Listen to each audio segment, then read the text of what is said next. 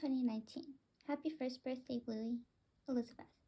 It was Bluey's first birthday along with mine. I turned 13 less than an hour ago, since it was 6:30 in the morning and I was born a little earlier. Bluey turned 1.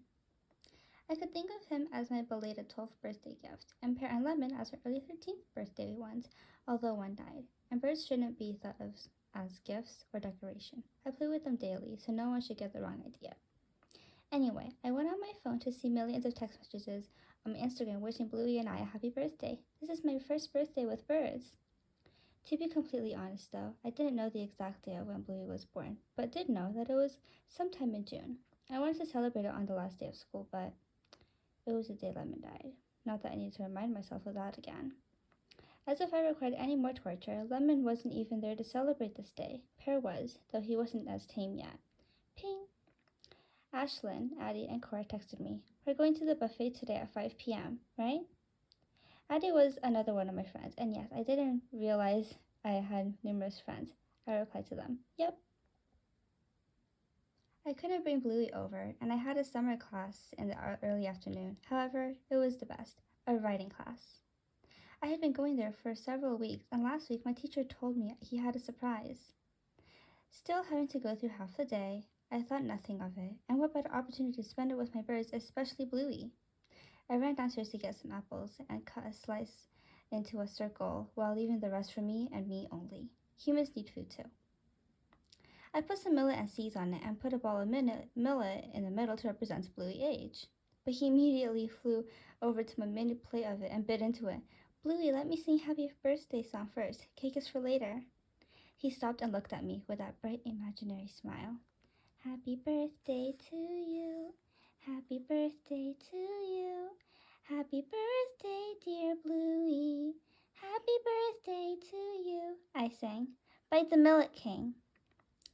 He did, and I took a tiny bit for Bluey, a pear, to see that he only likes to seize more. Then he bit me.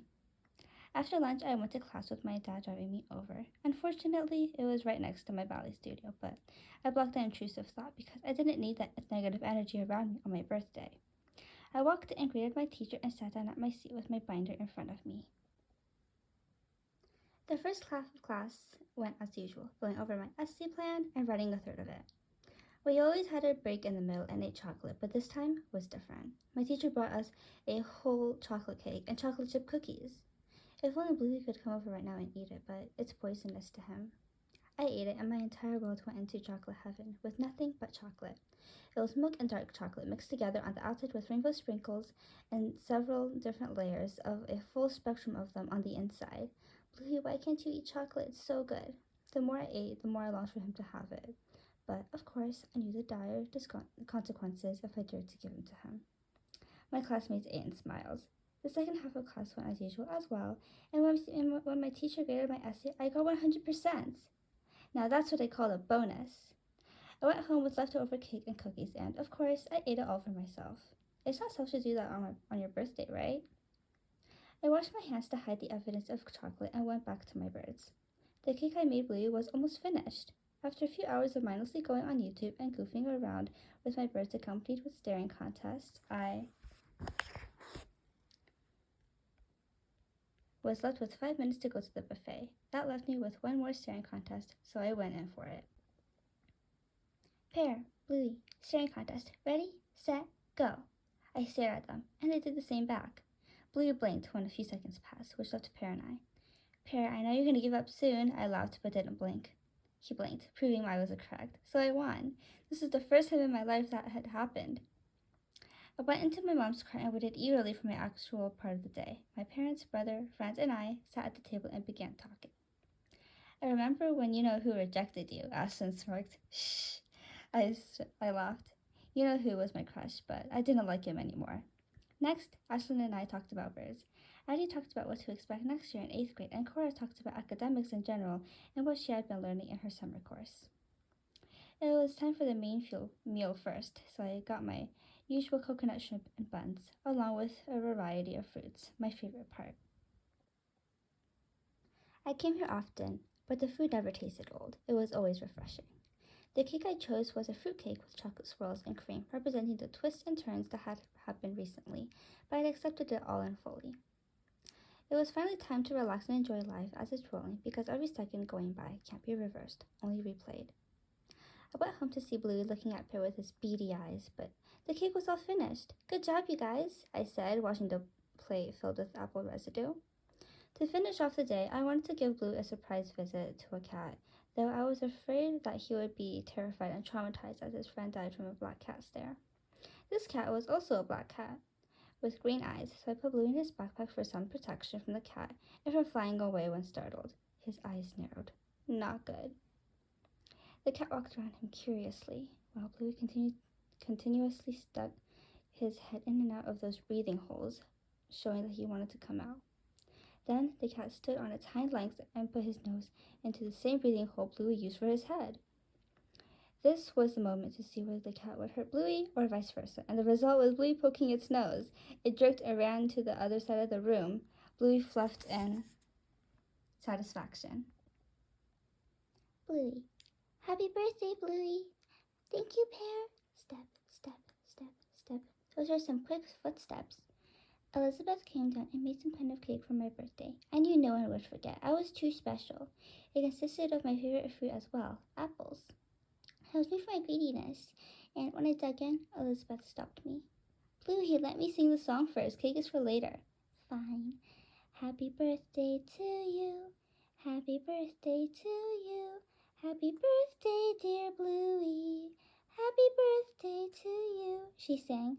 "Bite the king millet." I assumed it was kind of a bird-sized candle, so I bit into it. After Pear bit Elizabeth, I let him come to see that he only ate the seeds. He's such a picky eater. I didn't mind, as the only part I worried about was the apple, the most important part.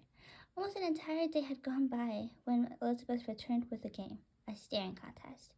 I tried to keep my eyes open for as long as I could, but maybe humans have better eyes to help. Pear ended in second place.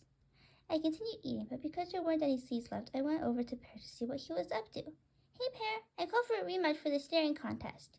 We went on and on until my eyes felt dry, and we ended in a tie. Elizabeth then told me we were seeing a cat. A cat? A cat? A cat? My friend? Too late. I was already face to face with one, although it looked about the same as the one who killed my friend. There could be millions of them on this planet. It kept on surrounding me for some reason, so I narrowed my eyes at it. I might be 100 times smaller than it, but I sure had a strong beak. I'll use it when I need it. You're not scaring me, buddy. It went up on its hind legs, which frightened me a little bit at first due to its immense height, but what was I saying? Elizabeth was way taller than it. The invasion of my privacy was considered a problem, though, since it put its nose into the breathing hole I always go at. "Stop being so nosy. Sniff under the couch or something. If you're not going to move, I'll then use my big beak then." I shot my beak at it with full force to see it confused and run away. Ha! Weakling. Pear. Seeds, seeds, seeds. A mountain of seeds. Mine. No, shush, it's Bluey's birthday. Oops, sorry. "Happy birthday, Bluey." "Thank you, Pear." I began to dress Bluey, but not Elizabeth just yet, so I better to defend myself just in case. Bluey then ate the cake she made, to which she announced, "Bluey, let me sing the song first. Cake is for later." I looked at him to see he already had his beak covered in apples. "Happy birthday to you. Happy birthday to you. Happy birthday, dear Bluey. Happy birthday to you," she sang. "Bite the king millet." "Just give me the seeds. Thank you." I got out on my own time to eat them because my previous owners fed me mainly that. I did hope that I'd get better poop in the future, though, with millets once I got used to it. I just needed to see him eat it first, but he was busy with cake. Throughout the day, Elizabeth called us in for an emergency meeting to do a staring contest. Please stop. I can't keep doing this. I'm dehydrated. I did, and lost, and won at the same time. I lost against Elizabeth, but won against Bluey. Later on, Bluey wanted a rematch, and we ended in a tie. How do you take that?